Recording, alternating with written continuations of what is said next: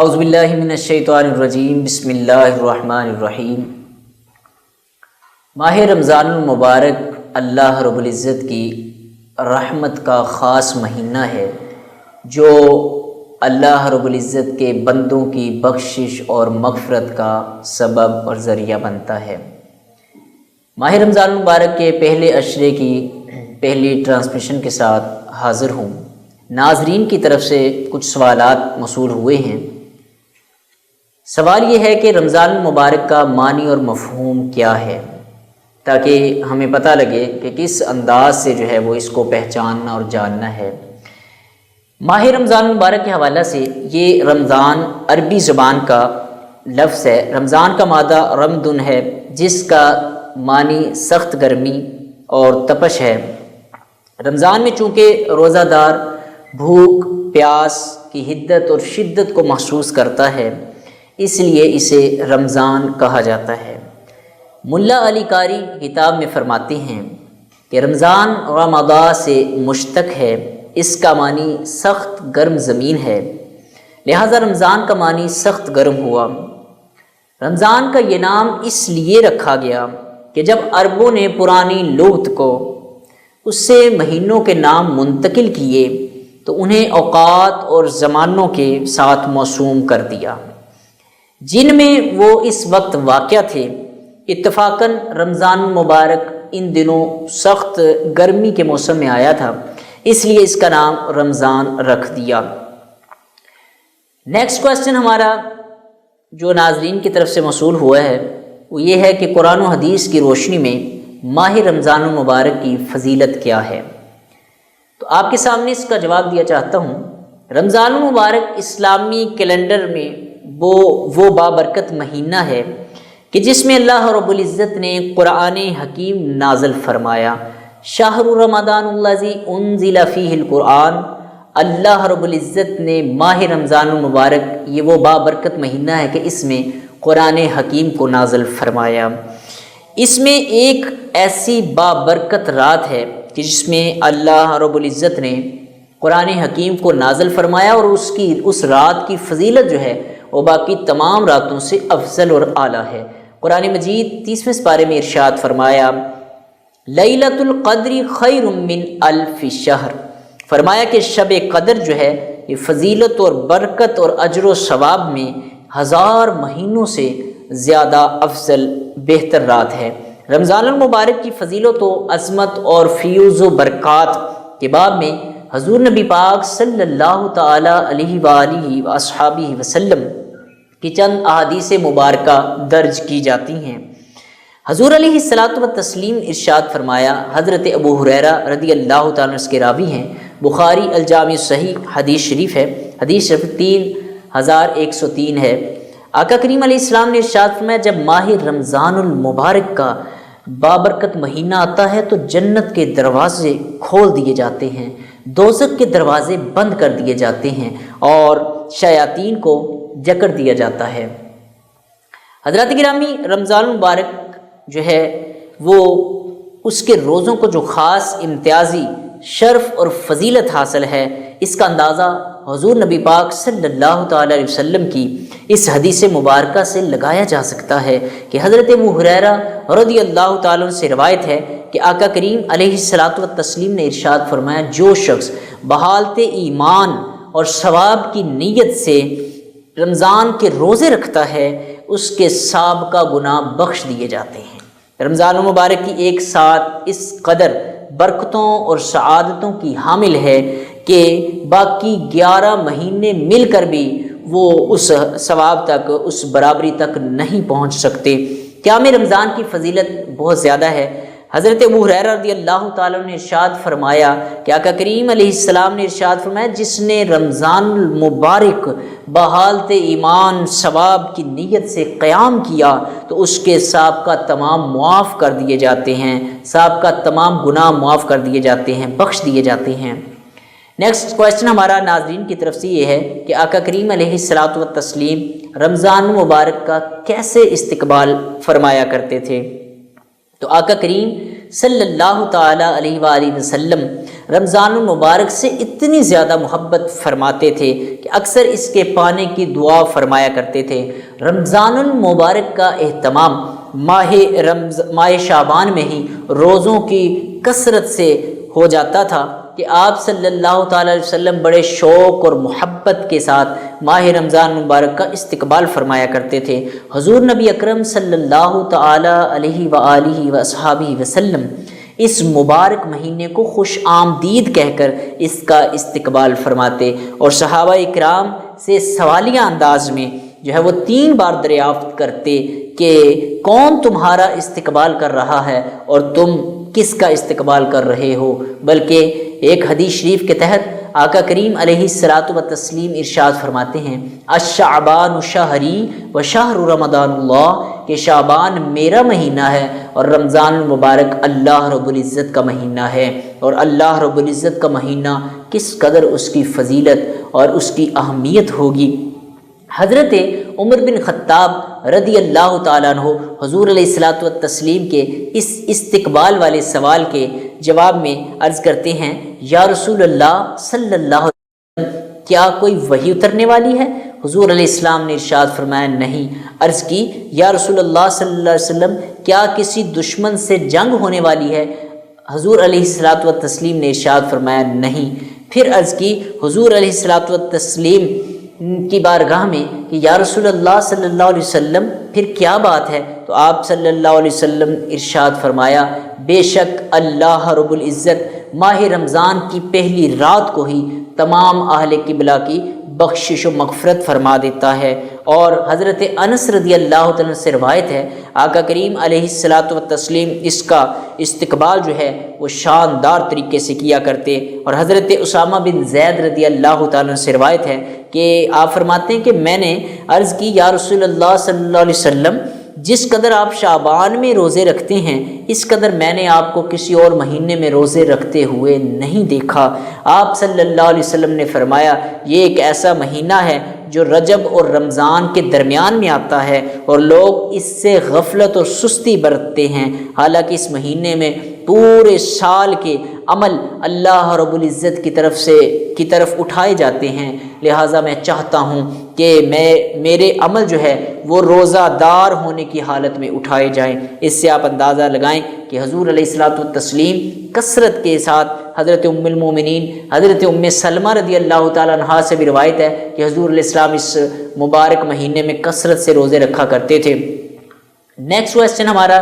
ناظرین کی طرف سے یہ ہے کہ حضور علیہ الصلاۃ والتسلیم کے رمضان المبارک کے معمولات کیسے تھے؟ تو آقا کریم علیہ الصلاۃ والتسلیم ماہ رمضان المبارک کے اندر جو ہے وہ عبادت و ریاضت اور مجاہدہ میں عام دنوں کی بنسبت بہت زیادہ اضافہ فرمایا کرتے تھے کہ اس مہینے میں اللہ رب العزت کی خشیت اور محبت اپنے عروج پر ہوتی ہے، اور اسی شوق اور محبت میں آپ صلی اللہ تعالیٰ علیہ وسلم ان راتوں میں قیام جو ہے وہ بہت زیادہ بڑھا دیا کرتے تھے۔ رمضان المبارک میں درج ذیل جو ہے وہ معمولات ہمیں نبی پاک صلی اللہ تعالیٰ علیہ وآلہ وسلم کی سیرت مبارکہ سے ملتے ہیں کہ پہلے نمبر پر حضور علیہ الصلاۃ والتسلیم کثرت سے عبادت و ریاضت کیا کرتے۔ ام المومنین حضرت عائشہ صدیقہ رضی اللہ تعالی عنہا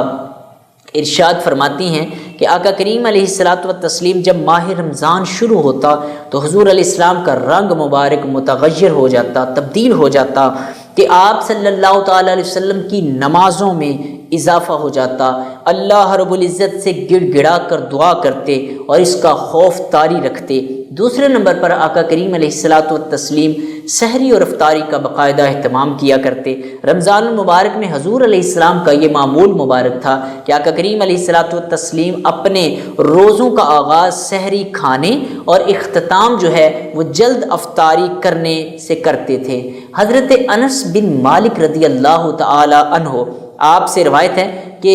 فرماتے ہیں کہ سحری کھانے کے متعلق آپ صلی اللہ تعالیٰ علیہ وسلم نے ارشاد فرمایا تسحروا فإن فی السحور برکہ، کہ سحری کھایا کرو کیونکہ سحری میں برکت ہے۔ ایک اور مقام پر حضرت ابو قیس سے انہوں نے حضرت عمر بن عاص رضی اللہ تعالیٰ عنہ سے روایت کیا کہ حضور علیہ الصلاۃ والتسلیم نے فرمایا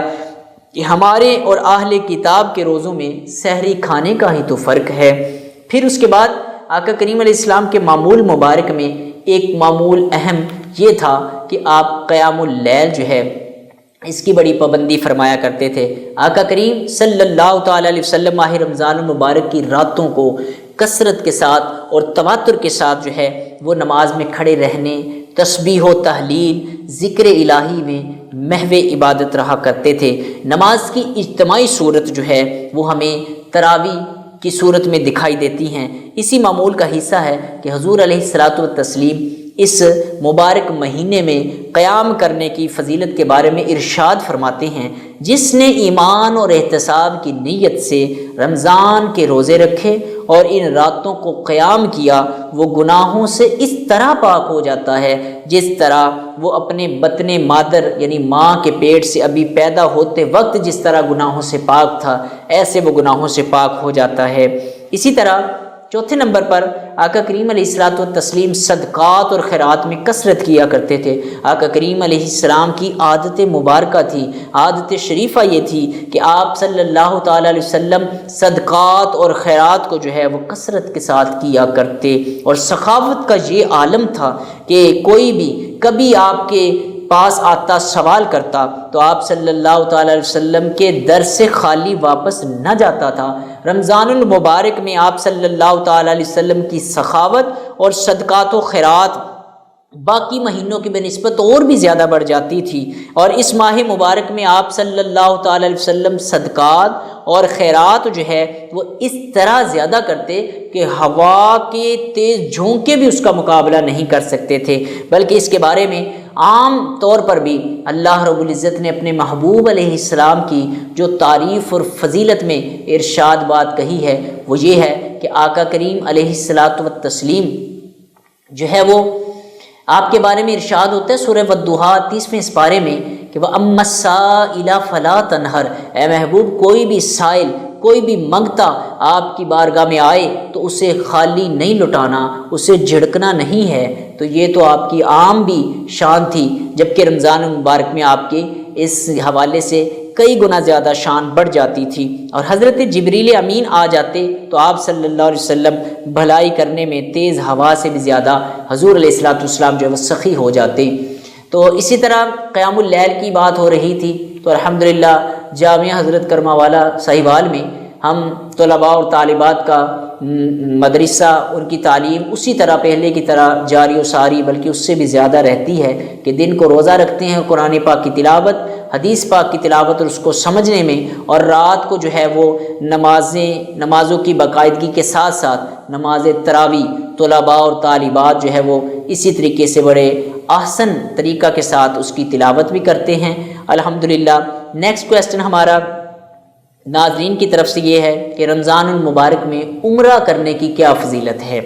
تو اس حوالہ سے جو ہے وہ رمضان المبارک میں عمرہ کرنے کے حوالہ سے اس کی بہت زیادہ فضیلت آئی ہے کہ آقا کریم علیہ السلام نے ارشاد فرمایا کہ عمرہ کرنے کا ثواب جو ہے ماہ رمضان المبارک میں وہ حج کے برابر ہے۔ اس حوالے سے ایک حدیث کوٹ کرتا ہوں، حضرت ابن عباس رضی اللہ تعالی عنہما آپ ارشاد فرماتے ہیں کہ آقا کریم علیہ الصلوۃ والتسلیم نے ایک انصاری خاتون سے پوچھا کہ تو نے اس سال ہمارے ساتھ حج کیوں نہیں کیا؟ تو انہوں نے عرض کیا کہ اونٹ کے حوالہ سے سواری جو ہے وہ مصروف تھی اور میں اس وجہ سے نہ آ سکی۔ تو آقا کریم علیہ السلام نے ارشاد فرمایا کہ اس ماہ رمضان المبارک میں تم عمرہ کرنا، کیونکہ رمضان المبارک میں عمرہ کرنے کا ثواب حج کے برابر ہے۔ تو اس طرح ناظرین کی طرف سے ہمارا نیکسٹ کویسچن یہ ہے کہ ماہ رمضان المبارک میں اعتکاف کرنے کی کیا فضیلت ہے؟ اعتکاف کے حوالہ سے آقا کریم علیہ الصلوۃ والتسلیم جو ہے وہ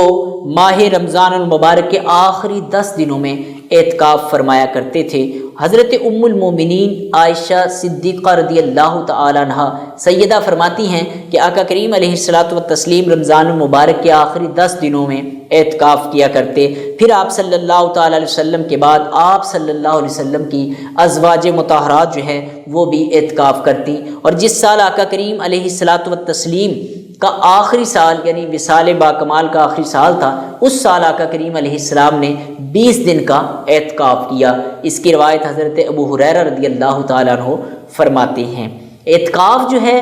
یہ دنیا سے کٹ آف ہو کر اللہ کی بارگاہ میں اپنے آپ کو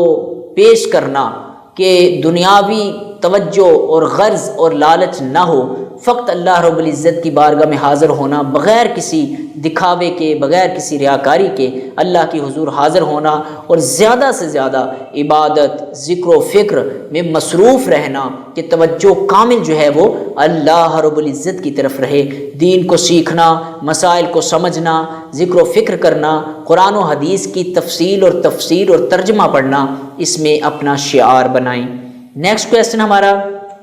ماہ رمضان المبارک میں شیطان کے جکڑے جانے سے کیا مراد ہے؟ اس حوالے سے یہ بڑی عام فہم سی بات ہے کہ ماہ رمضان المبارک میں شیاطین کو جکڑ دیا جاتا ہے، بند کر دیا جاتا ہے۔ اس سلسلہ میں عام طور پر 2 چیزیں گناہ کا سبب بنتی ہیں، ایک تو نفس کی بڑھتی ہوئی خواہش اور اس کی سرکشی، دوسرا شیطان کا مکر و فریب۔ انسان کا جو دشمن ہے وہ نفس امارہ ہے، قرآن پاک میں بھی اس کے بارے میں ذکر ہوا، اور شیطان جو ہے یہ بھی انسان کو وقتاً فوقتاً ورگلاتا رہتا ہے۔ ان الشیطان للانسان عدو مبین، قرآن حکیم میں ارشاد ہوتا ہے کہ بے شک شیطان جو ہے وہ انسان کا کھلم کھلا دشمن ہے۔ حضرت ابو ہریرہ رضی اللہ تعالیٰ عنہ سے روایت ہے، آقا کریم علیہ الصلوۃ والتسلیم نے ارشاد فرمایا کہ جب ماہ رمضان المبارک کی پہلی رات ہوتی ہے تو شیاطین کو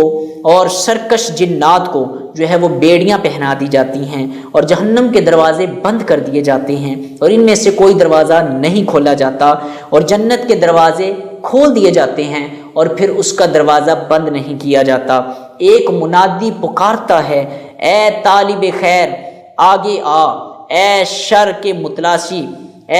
متلاشی رک جا۔ اللہ تعالیٰ کئی لوگوں کو جہنم سے آزاد کر دیتا ہے، اور ماہ رمضان کی ہر رات جو ہے وہ یہی ہوتا رہتا ہے۔ چونکہ ماہ رمضان المبارک میں عام دنوں کے بنسبت نیکیاں کثرت سے کرتے ہیں، اور ایک دل میں خاص ہی کیفیت طاری ہوتی ہے، ایک خاص قسم کا خوف ہوتا ہے کہ رب العالمین نے ہمیں یہ موقع عنایت فرمایا ہے۔ ماہ رمضان المبارک میں ہم عام دنوں کے بنسبت نماز کی کثرت، تلاوت قرآن پاک کی کثرت، دین کے مسائل کو سمجھنے، ذکر و اذکار کرنے سے ہم پہلے کی بنسبت زیادہ کوشش کرتے ہیں، اور پھر سحری اور افطاری جیسے بابرکت لمحات اس میں آتے ہیں، تو اس میں ہماری کوشش زیادہ سے زیادہ نیکیوں کی بھی ہوتی ہیں، اور اللہ رب العزت کی عنایات اور رحمتوں کی جو وسعت ہے وہ پہلے سے بھی زیادہ بڑھ جاتی ہے، تو اس طرح شیطان کو کم موقع میسر آتا ہے۔ لیکن ہاں اس میں ناظرین کی طرف سے ایک اور سوال ہے کہ شیطان جب جکڑ جاتا ہے تو کچھ لوگ پھر بھی جو ہے وہ شیطانیوں سے باز نہیں آتے، تو اس کا جواب یہ ہے، دراصل جو لوگ اپنے آپ کو اللہ اور اس کے رسول صلی اللہ تعالی وسلم کی تعلیمات کے تابع کر لیتے ہیں، اپنے آپ کو اللہ کے ذکر اور نبی پاک صلی اللہ علیہ وسلم کے ذکر میں مصروف کر لیتے ہیں، وہ تو شیطان سے بچ جاتے ہیں۔ لیکن جو شخص اپنے آپ کو اللہ اور اس کے رسول صلی اللہ علیہ وسلم کے ذکر میں اس کی تعلیمات کے مطابق نہیں مصروف کرتا، وہ جو پورے 11 مہینے پورا سال جو ہے اس کے جسم میں وہ شیطانی اعمال سرایت کر جاتے ہیں، اس سے نکلنا مشکل ہو جاتا ہے۔ تو یہی وجہ ہے کہ ہمیں چاہیے کہ ہم اللہ اور اس کے رسول صلی اللہ تعالی علیہ وسلم کی تعلیمات کے مطابق اپنے آپ کو مصروف رکھیں۔ جب ہم اپنے آپ کو مصروف رکھیں گے، کوشش کریں گے، تو اللہ تعالی ہمیں گناہوں سے بچا لے گا اور نیکیوں کے حوالہ سے ہمیں اور بھی جو ہے توفیق دے گا۔ قرآن پاک میں اس بارے میں ارشاد ہے کہ لیس للانسان الا ما سعی، انسان کے لیے وہی ہے جس کی وہ کوشش کرتا ہے۔ اب بندہ کوشش کرنا بندے کا کام ہے، اور رحمتیں لٹانا اور رحمتیں عطا فرمانا یہ میرے رب کریم کا کام ہے۔ اسی طرح یعنی رب العالمین کی یہ عنایات اور برکات ہیں۔ نیکسٹ کویسچن ہمیں ناظرین کی طرف سے جو موصول ہوا وہ یہ ہے کہ ماہ رمضان المبارک میں جس طرح بھی ذکر ہوا کہ جنت کے دروازے کھولنے اور جہنم کے دروازے بند کرنے کے حوالہ سے، تو یہ اللہ تعالیٰ کی خاص رحمتوں اور عنایات کا معاملہ ہے کہ رب العالمین ماہ رمضان المبارک جو ہے، جو کہ اللہ کا مہمان مہینہ ہے، یہ اللہ تعالیٰ اپنے بندوں کو تحفے عنایت فرماتا ہے اور خاص جو ہے اوقات عطا فرماتا ہے، اور خاص انعام کے طور پر جنت کے دروازے کھول دیتا ہے اور جہنم کے دروازے بند کر دیتا ہے۔ اللہ تعالیٰ کی بارگاہ میں دعا ہے خالق کائنات ہمیں ان بابرکت لمحات میں نیک اعمال کرنے کی توفیق عطا فرمائے۔ آمین والسلام۔